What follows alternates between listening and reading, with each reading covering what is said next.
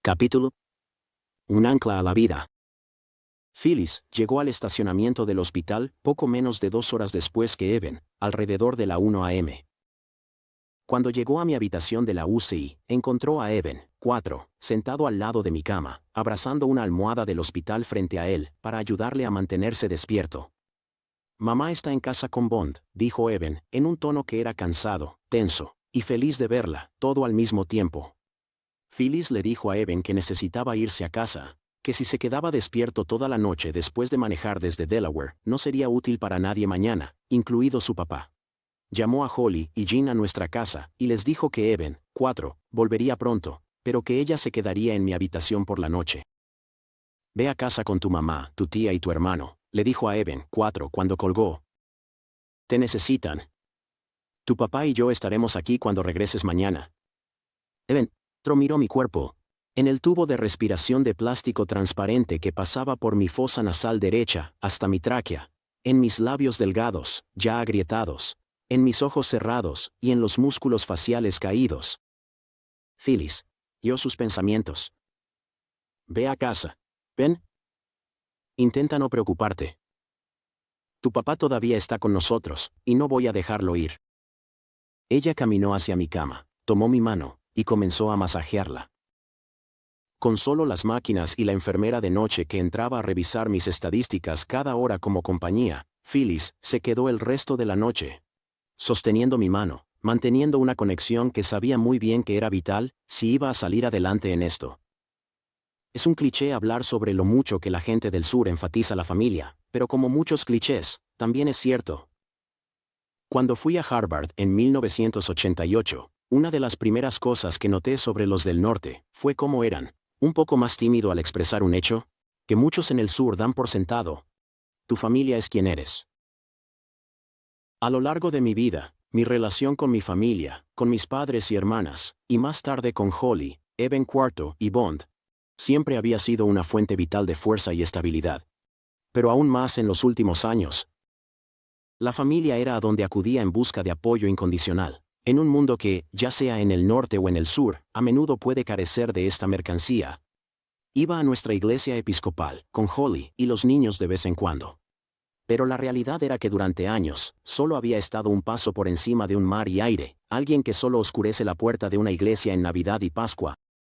Animé a nuestros chicos a que dijeran sus oraciones por la noche, pero no era un líder espiritual en nuestro hogar. Nunca había escapado de mis sentimientos de duda sobre cómo podría ser realmente todo esto. Por mucho que había crecido queriendo creer en Dios, en el cielo, y en una vida después de la muerte, mis décadas en el riguroso mundo científico de la neurocirugía académica habían puesto en duda de manera profunda cómo podían existir tales cosas. La neurociencia moderna dicta que el cerebro da origen a la conciencia, a la mente, al alma, al espíritu, a lo que elijas llamar, esa parte invisible e intangible de nosotros que realmente nos hace quienes somos. Y no tenía dudas de que era correcto. Como la mayoría de los trabajadores de la salud que tratan directamente con pacientes moribundos y sus familias, había escuchado sobre, e incluso visto, algunos eventos bastante inexplicables a lo largo de los años. Clasifiqué esos sucesos como desconocidos y los dejé así, pensando que una respuesta de sentido común de un tipo u otro estaba en el corazón de todos ellos. No es que estuviera en contra de las creencias sobrenaturales. Como médico que veía un sufrimiento físico y emocional increíble de manera regular, lo último que habría querido hacer era negar a alguien el consuelo y la esperanza que la fe proporcionaba. De hecho, me habría encantado disfrutar de algo de eso yo mismo. Sin embargo, cuanto más viejo me hacía, más probable parecía. Como un océano desgastando una playa. A lo largo de los años, mi visión científica del mundo socavó de manera suave pero constante mi capacidad de creer en algo más grande. La ciencia parecía estar proporcionando un asalto constante de evidencia que empujaba nuestra importancia en el universo cada vez más cerca de cero. La creencia habría sido agradable. Pero la ciencia no se preocupa por lo que sería agradable. Se preocupa por lo que es. Soy un aprendiz cinético, que es solo una forma de decir que aprendo haciendo. Si no puedo sentir algo, o tocarlo yo mismo, me resulta difícil interesarme en ello. Ese deseo de alcanzar, y tocar lo que sea que estoy tratando de entender, fue, junto con el deseo de ser como mi padre, lo que me atrajo a la neurocirugía, Tan abstracto y misterioso como es el cerebro humano, también es increíblemente concreto. Como estudiante de medicina en Duke, disfrutaba mirar a través de un microscopio y ver realmente las delicadamente alargadas células neuronales que provocan las conexiones sinápticas que dan lugar a la conciencia. Me encanta la combinación de conocimiento abstracto y total fisicalidad que presentaba la cirugía cerebral. Para acceder al cerebro, uno debe apartar las capas de piel y tejido que cubren el cráneo y aplicar un dispositivo neumático de alta velocidad, llamado taladro Midas Rex. Es un equipo muy sofisticado, que cuesta miles de dólares. Sin embargo, cuando lo piensas bien, también es solo un taladro. De igual manera, reparar quirúrgicamente el cerebro, aunque es una tarea extraordinariamente compleja, realidad, no es diferente de arreglar cualquier otra máquina altamente delicada y cargada eléctricamente. Eso, sabía muy bien, es lo que realmente es el cerebro, una máquina que produce el fenómeno de la conciencia. Claro, los científicos no habían descubierto exactamente cómo las neuronas del cerebro lograban hacer esto, pero era solo cuestión de tiempo antes de que lo hicieran. Esto se demostraba todos los días en el quirófano. Una paciente llega con dolores de cabeza y disminución de la conciencia. Obtienes una resonancia magnética, imagen por resonancia magnética, de su cerebro, y descubres un tumor. Colocas a la paciente bajo anestesia general, le quitas el tumor, y, unas horas más tarde, ella está despertando al mundo de nuevo. No, dolores de cabeza. No más problemas con la conciencia. Aparentemente bastante simple. Adoraba esa simplicidad, la absoluta honestidad y limpieza de la ciencia. Respetaba que no dejaba espacio para la fantasía o para el pensamiento descuidado. Si un hecho podía establecerse como tangible y confiable, se aceptaba. Si no, entonces fue rechazado. Este enfoque dejaba muy poco espacio para el alma y el espíritu, para la existencia continua de una personalidad después de que el cerebro que la sostenía dejara de funcionar. Dejaba aún menos espacio para esas palabras que había escuchado en la iglesia una y otra vez, vida eterna. Por eso contaba tanto con mi familia, con Holly y nuestros chicos, y mis 3 hermanas, y, por supuesto, con mi mamá y mi papá. En un sentido muy real, nunca habría podido ejercer mi profesión, realizar, día tras día, las acciones que realizaba, y ver las cosas que veía, sin el apoyo fundamental de amor y comprensión que ellos proporcionaban. Y por eso Phyllis, después de consultar a nuestra hermana Betsy por teléfono, decidió esa noche hacerme una promesa, en nombre de toda nuestra familia. Mientras ella estaba sentada allí, con mi mano flácida y casi sin vida en la suya, me dijo que, sin importar lo que pasara de ahí en adelante, siempre habría alguien justo allí, sosteniendo mi mano. No te vamos a dejar ir, Evan, dijo ella. Necesitas un ancla para mantenerte aquí, en este mundo, donde te necesitamos. ¿Y lo proporcionará? Poco sabía ella cuán importante iba a resultar ese ancla en los días venideros. Capítulo. La melodía giratoria y la puerta de entrada. Algo había aparecido en la oscuridad. Girando lentamente, irradiaba finos filamentos de luz dorada blanca, y a medida que lo hacía, la oscuridad a mi alrededor comenzó a astillarse y desmoronarse. Entonces escuché un nuevo sonido, un sonido vivo, como la pieza de música más rica, más compleja, y más hermosa que hayas escuchado jamás. Creciendo en volumen a medida que una luz blanca pura descendía, obliteró el monótono golpe mecánico que, aparentemente durante eones, había sido mi única compañía hasta ese momento. La luz se acercaba cada vez más, girando una y otra vez, y generando esos filamentos de luz blanca pura, que ahora veía que estaban matizados, aquí y allá, con toques de oro. Entonces, mismo centro de la luz, apareció algo más. Concentré mi atención, con fuerza, tratando de averiguar qué era. Una apertura. Ya no estaba mirando la luz giratoria lentamente en absoluto, sino a través de ella. En el momento en que entendí esto, comencé a subir. Rápido. Hubo un sonido de soplido, y en un instante, pasé a través de la apertura, y me encontré en un mundo completamente nuevo. El mundo más extraño y hermoso que jamás había visto. Brillante, vibrante, extático, impresionante. Podría acumular un adjetivo tras otro para describir cómo se veía y se sentía este mundo, pero todos se quedarían cortos. Sentí que estaba naciendo. No renacido, ni nacido de nuevo, acababa de nacer. Debajo de mí, había campo. Era verde, exuberante. Y parecido a la tierra. Era la tierra, pero al mismo tiempo, no lo era. Era como cuando tus padres te llevan de regreso a un lugar donde pasaste algunos años cuando eras muy pequeño. ¿No conoces el lugar? O al menos piensas que no lo haces. Pero mientras miras a tu alrededor, algo te atrae, y te das cuenta de eso. Una parte de ti, de alguna manera, en el fondo, sí recuerda el lugar después de todo, y se regocija por estar de vuelta allí otra vez. Estaba volando, pasando sobre árboles y campos, arroyos y cascadas, y aquí y allá, personas. También había niños, yendo y jugando. La gente cantaba y bailaba en círculos, y a veces veía un perro, corriendo y saltando entre ellos, tan lleno de alegría como lo estaban las personas. Llevaban ropa simple pero hermosa, y me parecía que los colores de estas prendas tenían la misma calidez viva que los árboles y las flores que florecían en el campo a su alrededor. Un hermoso e increíble mundo de sueños. Excepto que no era un sueño. Aunque no sabía dónde estaba, ni siquiera qué era, estaba absolutamente seguro de una cosa. Este lugar en el que de repente me encontré era completamente real.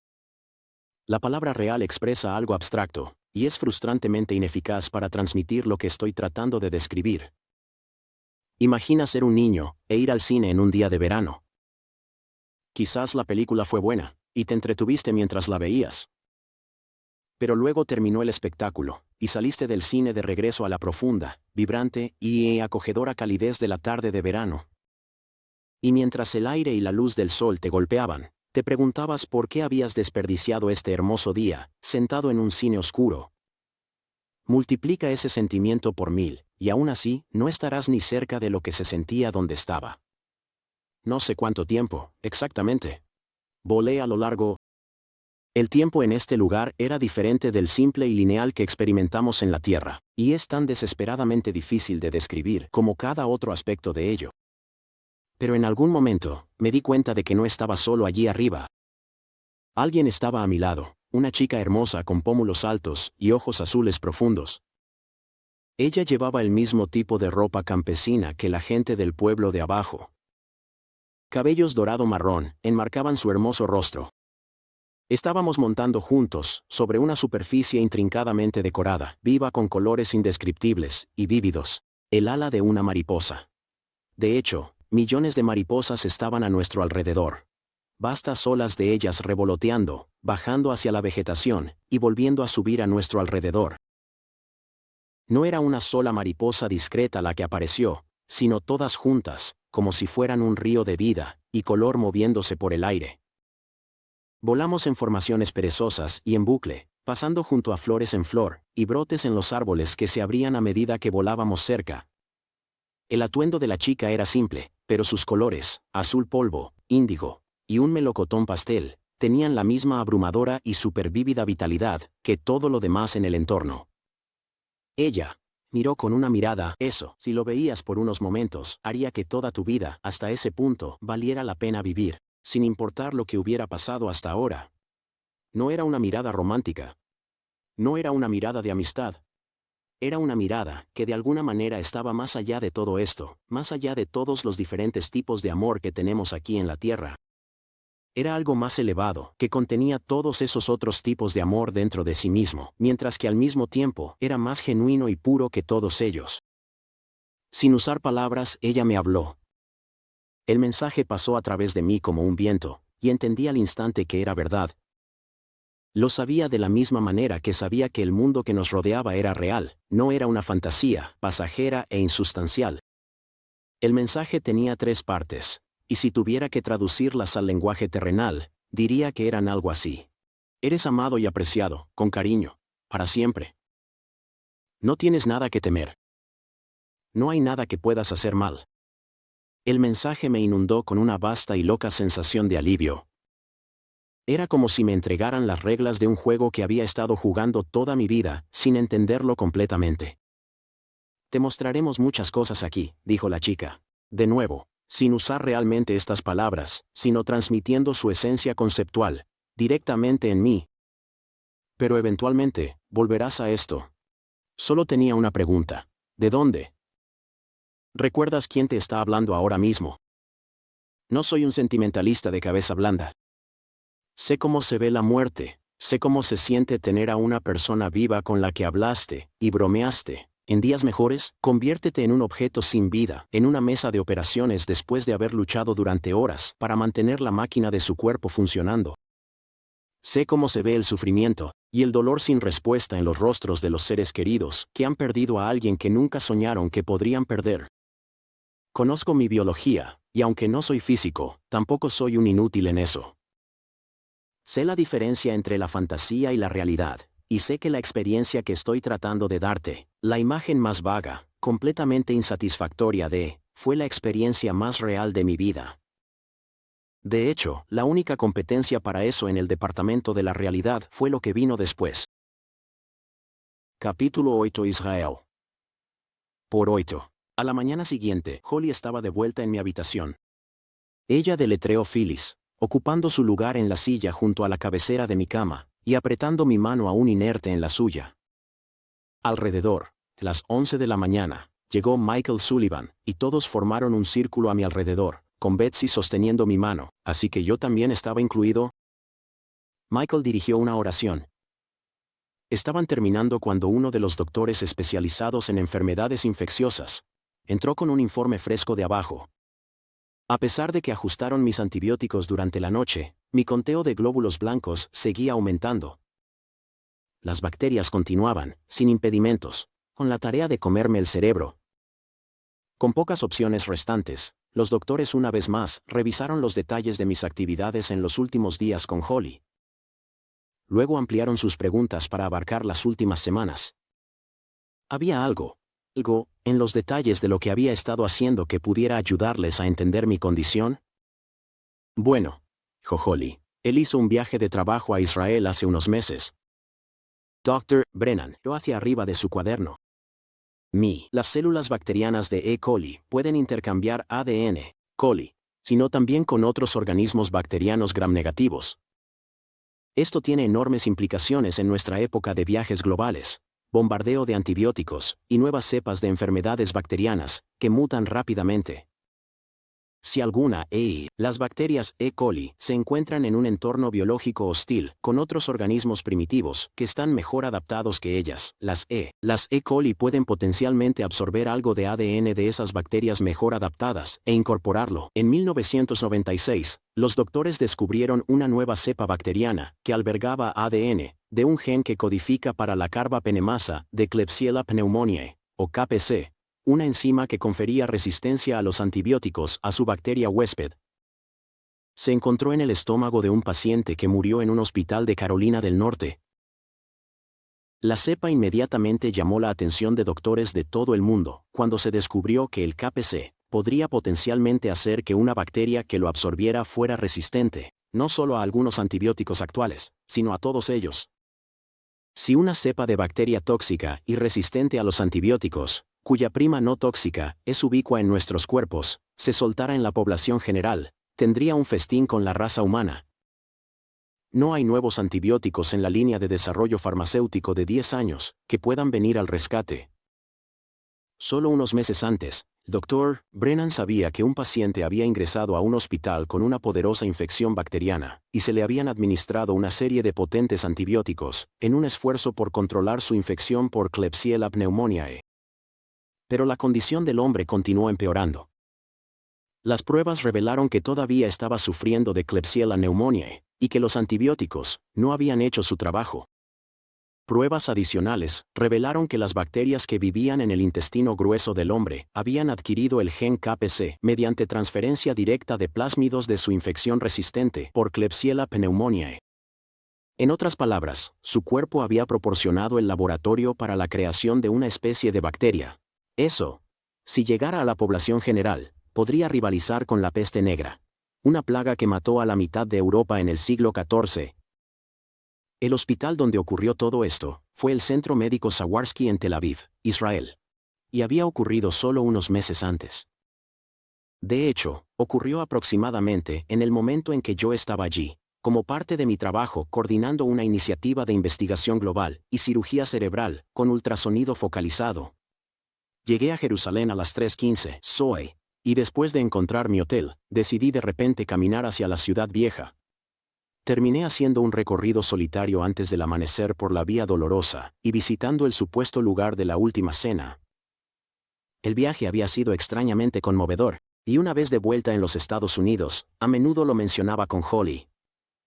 Pero en ese momento, no sabía nada del paciente en el centro médico Sowersky, ni de la bacteria que contrajo y que adquirió el gen KPC. Bacterias que, como se desarrolló, eran en sí mismas una cepa de E. coli. ¿Podría haber recogido de alguna manera una bacteria portadora de KPC, resistente a los antibióticos, mientras estaba en Israel? Era poco probable, pero era una posible explicación para la aparente resistencia de mi infección. Y mis doctores se pusieron a trabajar para determinar si esa era efectivamente la bacteria que estaba atacando mi cerebro. Mi caso estaba a punto de convertirse, por primera de muchas razones, en parte de la historia médica. Capítulo 9. El núcleo. Mientras tanto, estaba en un lugar de nubes, grandes y esponjosas, de color rosa y blanco, que se destacaban nítidamente contra el profundo cielo azul negro.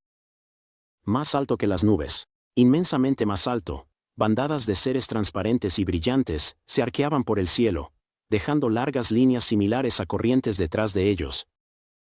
Pájaros. Ángeles. Estas palabras se registraron cuando estaba escribiendo mis recuerdos. Pero ninguna de estas palabras hace justicia a los seres en sí, que eran, simplemente, diferentes de cualquier cosa que haya conocido en este planeta. Eran más avanzados. Más alto. Un sonido, enorme y retumbante, como un glorioso canto, descendió desde arriba, y me pregunté si los seres alados lo estaban produciendo. De nuevo, pensando en ello más tarde, se me ocurrió que la alegría de estas criaturas, mientras volaban, era tal que tenían que hacer este ruido, que si la alegría no salía de ellos de esta manera, simplemente no podrían contenerla de otra forma. El sonido era palpable y casi material, como una lluvia que puedes sentir en tu piel, pero que no te moja. Ver y oír no eran cosas separadas en este lugar donde ahora me encontraba. Podía escuchar la belleza visual de los cuerpos plateados de esos seres centelleantes arriba, y podía ver la perfección alegre y vibrante de lo que cantaban. Parecía que no podías mirar o escuchar nada en este mundo, sin convertirte en parte de ello, sin unirte a él de alguna manera misteriosa. De nuevo, desde mi perspectiva actual, me atrevería a decir que no se puede mirar nada en absoluto en ese mundo, porque la palabra en sí implica una separación que no existía allí. Todo era distinto, pero todo también era parte de todo lo demás, como los ricos y entrelazados diseños de una alfombra persa, o el ala de una mariposa. Un viento cálido soplaba, como el tipo que surge en los días de verano más perfectos, moviendo las hojas de los árboles, y fluyendo como agua celestial. Una brisa divina. Cambió todo, transformando el mundo a mi alrededor, en una octava aún más alta. Una vibración más elevada. Aunque todavía tenía poca función del lenguaje, al menos como lo pensamos en la Tierra, comencé a hacer preguntas sin palabras a este viento, y al ser divino que sentía en acción, detrás o dentro de él. ¿Dónde está este lugar? ¿Quién soy yo? ¿Por qué estoy aquí? Cada vez que planteaba silenciosamente una de estas preguntas, la respuesta llegaba al instante, en una explosión de luz, color, amor, y una belleza que me atravesó como una ola que choca. Lo importante de estas explosiones era que no simplemente silenciaban mis preguntas al abrumarlas. Ellos las respondieron, pero de una manera que eludía el lenguaje. Los pensamientos entraban en mí directamente, pero no eran pensamientos como los que experimentamos en la Tierra. No era vago, inmaterial, abstracto. Estos pensamientos eran sólidos e inmediatos, más calientes que el fuego, y más húmedos que el agua. Y a medida que los recibía, pude entender instantáneamente y sin esfuerzo, conceptos que me habrían llevado años comprender completamente en mi vida terrenal. Continué avanzando, y me encontré entrando en un inmenso vacío, completamente oscuro, infinito en tamaño, pero también infinitamente reconfortante. Tan negro como era, también estaba rebosante de luz, una luz que parecía venir de un orbe brillante, que ahora sentía cerca de mí. Un orbe que estaba vivo y casi sólido. como lo habían sido las canciones de los seres angelicales. Mi situación era, curiosamente, algo parecido a la de un feto en un útero. El feto flota en el útero, con el compañero silencioso de la placenta, que lo nutre, y media su relación con la madre que está presente en todas partes, pero al mismo tiempo, es invisible. En este caso, la madre era Dios, el Creador, la fuente que es responsable de hacer el universo, y todo lo que hay en él. Este ser estaba tan cerca, que parecía no haber distancia alguna entre Dios y yo. Sin embargo, al mismo tiempo, podía sentir la inmensa vastedad del Creador, podía ver cuán completamente minúsculo era en comparación. Ocasionalmente usaré OM como el pronombre para Dios, porque originalmente usé ese nombre en mis escritos, después de mi coma. Om era el sonido que recordaba haber escuchado asociado con ese Dios omnisciente, omnipotente, y que ama incondicionalmente, pero cualquier palabra descriptiva se queda corta. La pura inmensidad que separaba a OM de mí, era, me di cuenta, la razón por la que tenía al orbe como mi compañero. De alguna manera, no podía comprender completamente, pero estaba seguro de ello. Sin embargo, el orbe era una especie de intérprete entre yo y esta extraordinaria presencia, que me rodeaba. Era como si estuviera naciendo en un mundo más grande, y el universo mismo era como un gigantesco útero cósmico, y el orbe, que de alguna manera permanecía conectado a la chica en el ala de la mariposa, que de hecho era ella, me estaba guiando a través de este proceso. Más tarde, cuando volví aquí al mundo, encontré una cita del poeta cristiano del siglo XVII, Henry Vaughan, que se acercaba a describir este lugar, este vasto núcleo negro como la tinta que era el hogar de lo divino mismo. Hay, algunos dicen, en Dios, una profunda pero deslumbrante oscuridad. Eso era, exactamente, una oscuridad como la tinta que también estaba rebosante de luz. Las preguntas y las respuestas continuaron, aunque aún no llegaban en la forma del lenguaje como lo conocemos. La voz de este ser era cálida y extraña, aunque sé que esto puede sonar personal. Entendía a los humanos y poseía las cualidades que nosotros tenemos, solo que en una medida infinitamente mayor. Me conocía profundamente y rebosaba de cualidades que toda mi vida siempre he asociado con los seres humanos y solo con los seres humanos: calidez, compasión, patetismo, incluso ironía y humor.